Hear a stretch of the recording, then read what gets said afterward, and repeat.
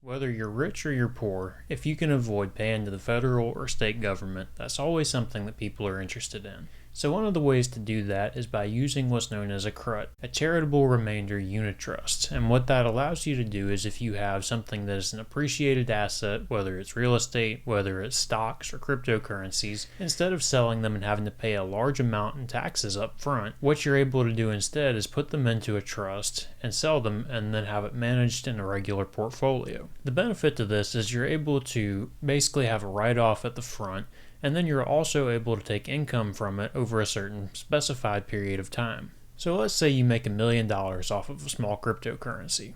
What you can do is instead of selling and having a tax burden of around $300,000 up front, is you could put that away into a 20-year unit trust. You could have a consistent income from that without having to pay that $300,000 up front. And then on top of that, what you'd be able to do is give to a charity of your choice at the end of it. The thing that you have to remember though is with a CRUT, you have to have at least 10% of what you initially put into it go to a qualified charity. People use these with universities, but you can use it with anything that you want.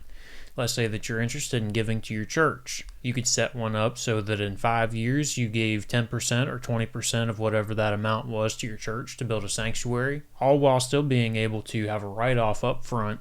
And that can even help cancel out some of the income that you take from it in the first few years. But these are really only going to be right for people that are wealthy and have enough money to get them set up. You can expect to spend in the tens of thousands of dollars to get these going. Look for attorneys with LLMs that have experience writing these, because if they fall under legal scrutiny, sometimes you can get in trouble. So make sure you cross your T's and dot your I's, and this should be a very good strategy for you for the future.